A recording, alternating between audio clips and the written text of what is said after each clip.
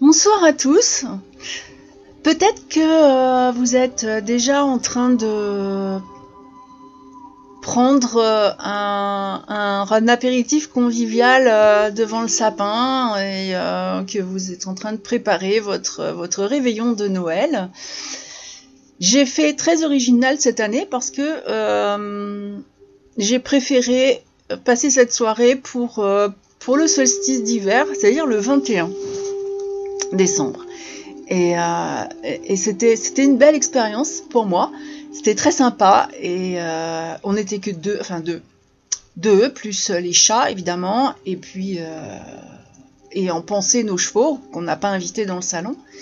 Mais c'était super sympa et je vous souhaite de passer une aussi belle soirée que moi.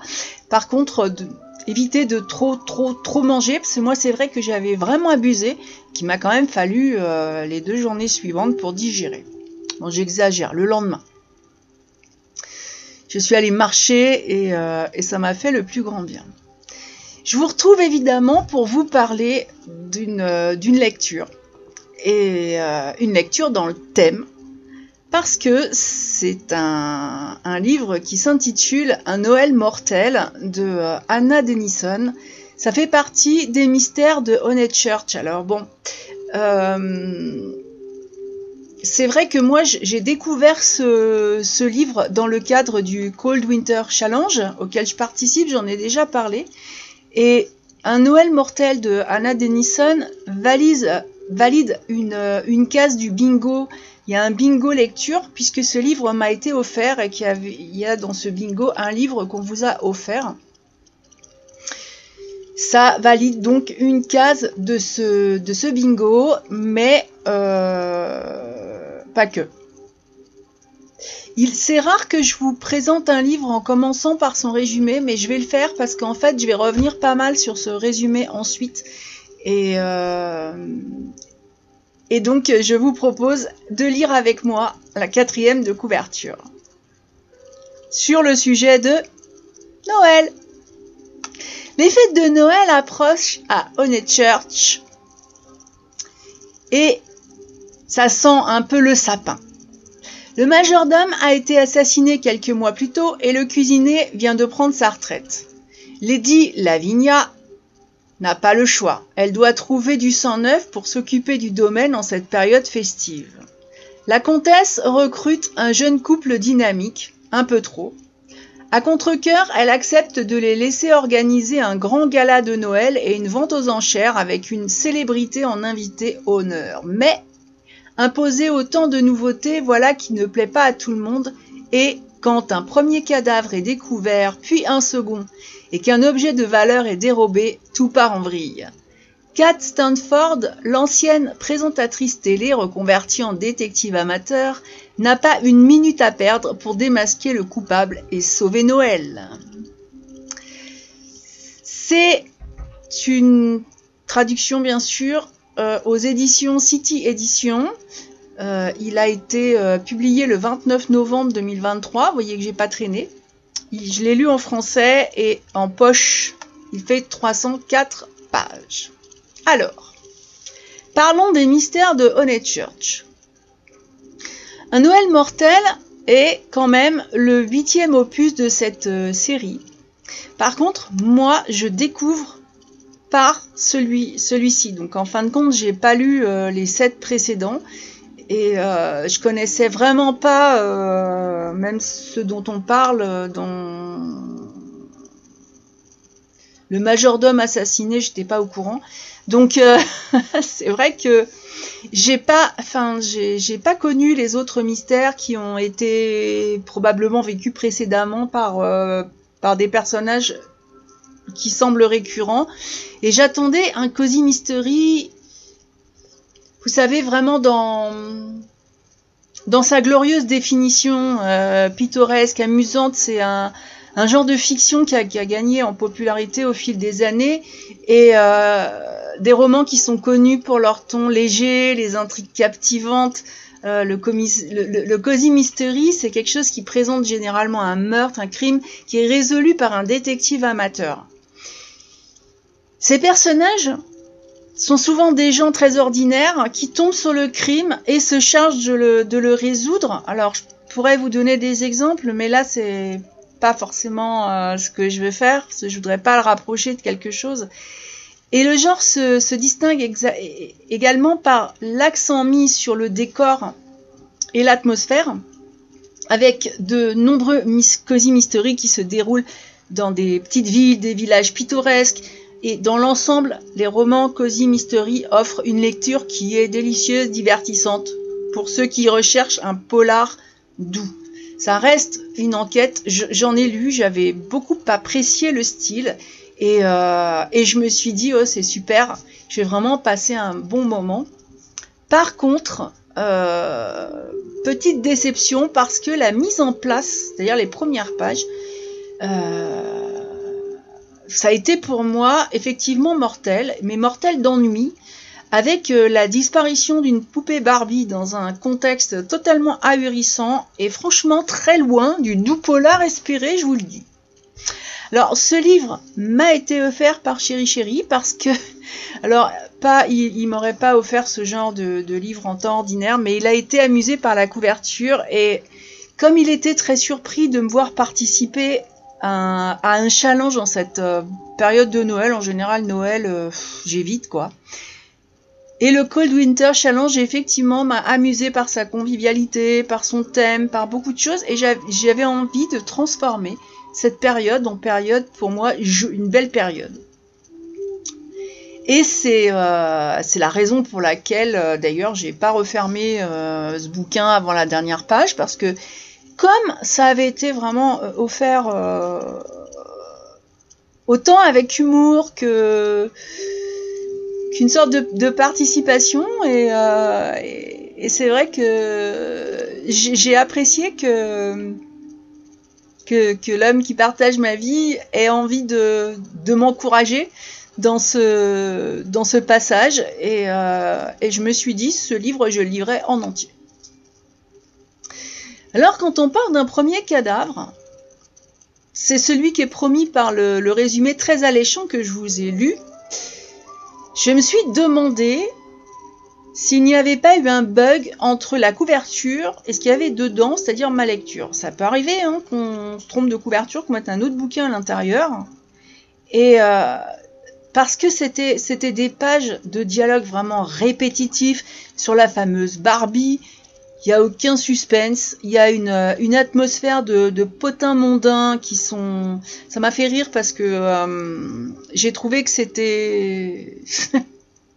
J'habite un village qui est isolé dans la montagne et il y a une personne et un lieu, j'appelle ça la Gazette. Parce que... je vais dire notre douairière, ça n'en est pas du tout une, mais... elle est beaucoup plus drôle, elle est parfaitement documentée et elle a aussi une catégorie, une rubrique nécrologique, mais c'est vraiment très amusant et à la limite, les premières pages, c'est vrai que ça m'a fait un petit peu penser à ce genre de choses. C'est-à-dire que ça n'a rien à voir avec un cozy mystery parce que dans mon village...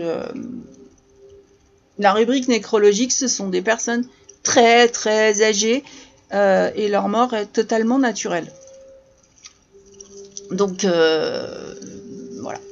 Mais là en plus, la police locale mène une enquête, mais c'est vraiment c'est morne.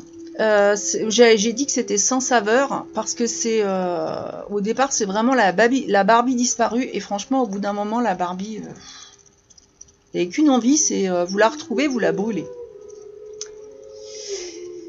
Les personnages m'ont semblé beaucoup plus hystériques qu'attachants. Alors, par contre, j'ai découvert quelque chose, c'est que apparemment les lecteurs de la première heure, c'est-à-dire ceux qui lisent depuis le premier opus, ont l'air particulièrement emballés. J'ai été très étonnée de lire une abondance de chroniques flatteuses rédigées sur les réseaux qui sont spécialisés.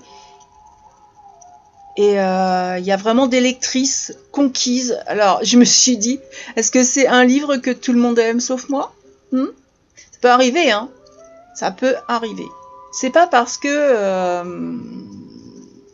je l'ai ressenti de cette façon-là que c'est pas un bon bouquin, et léger il l'est, hein. Très léger. Alors, c'est pareil, dans le résumé, on parle de sauver Noël. Là, je vais très certainement vous amuser parce qu'effectivement, après environ, hein, j'ai pas vraiment fait de relevé, mais après les 200 pages que j'ai tournées avec désolation et une mine certainement déconfite qui faisait rire celui qui m'a offert ce livre, et qui se disait ça n'a pas été le cadeau du siècle, mais il y a un moment où il y a vraiment un... Alors c'est pas un rebondissement, mais c'est... on a l'impression que ça y est, ça démarre. Et la lecture, franchement, elle a enfin pris un rythme pour moi. Et c'était un peu plus immersif, donc exit la Barbie. Ouais, super. Et bon, pas tout à fait, parce que bien sûr, elle a son importance. Tout a son importance. Même les chamailleries infantilisantes. Mais c'est à ce moment-là que je suis vraiment rentrée dans ce mystère avec attention. J'y croyais plus. Et c'est marrant parce que tout à coup, mon attention a été vraiment focalisée. Donc comme quoi, parfois, même un livre qui démarre pas forcément, ça aurait pas été un cadeau, je sais pas si j'aurais été si persévérante. Et moi, je trouve que j'ai bien fait parce que les pièces c'est un espèce de puzzle au départ. Puis moi, je connaissais pas les personnages du tout, donc c'est vraiment quelque chose de très éparpillé. Et tout d'un coup, ça prend une teinte très inattendue. Et la magie de Noël à Honeychurch, on se demande si elle va vraiment sentir le sapin, si les festivités seront à la hauteur des espoirs de Cat Stanford. Parce qu'il y a quand même pas mal de choses qui n'étaient pas prévues. Et vraiment, dans ces dernières pages, c'est devenu addictif. Et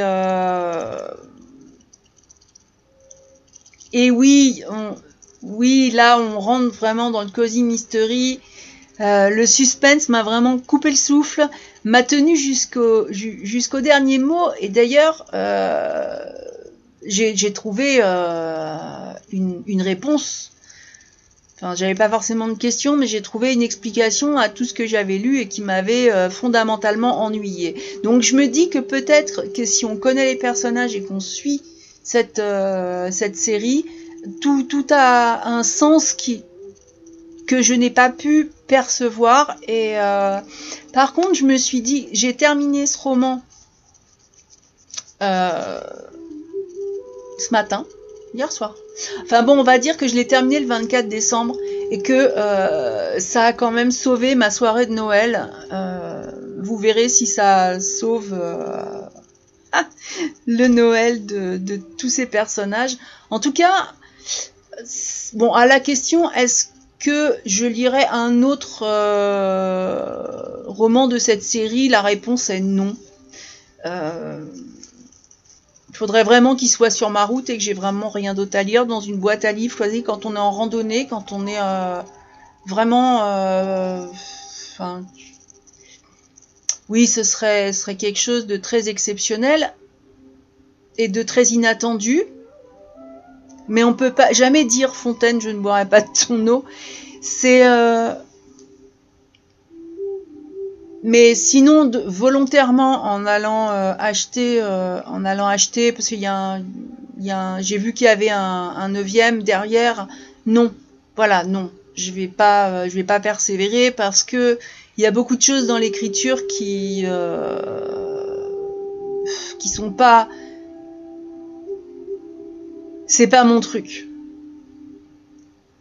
Voilà, les mondanités de ce type ne sont vraiment pas... vont être très lassantes. Ça m'a un peu amusé sur la fin et du coup dans ce que j'ai pu lire. Mais c'est vrai que c'est pas le genre de choses qui me convient. Voilà. Après, ça peut convenir visiblement, d'ailleurs, ça convient à beaucoup de personnes. Donc, je n'ai rien contre Anna Denison, mais je suis pas rentrée dans... c'est une plume que j'ai pas suivie du tout, qui m'a pas embarquée, qui m'a pas... C'est assez spécial et bon. C'est pas pour moi, c'est pas pour moi. Mais c'est un auteur qui vit au Royaume-Uni et qui aime pourtant les activités champêtres, les films, le théâtre, la lecture. Les très bons chocolats, on a des tas de points communs. Mais, mais non, je renouvellerai pas l'expérience. Par contre, si vous appréciez, parce que voilà, c'est un style et il y a beaucoup de styles en littérature et on peut apprécier ce style. C'est vrai que moi, par exemple, j'aime beaucoup Stephen King. C'est pas un auteur que tout le monde apprécie, même si il a une plume fabuleuse, qu'il est souvent pris pour exemple en maître de l'écriture dans son domaine. C'est aussi un professeur d'écriture créative. C'est pas non plus le style de tout le monde. Et je prends cet exemple parce qu'il est marquant. Là, elle a pas l'ancienneté de Stephen King, mais c'est pour un peu expliquer qu'effectivement un style peut convenir à un lecteur et peut vraiment en déstabiliser d'autres.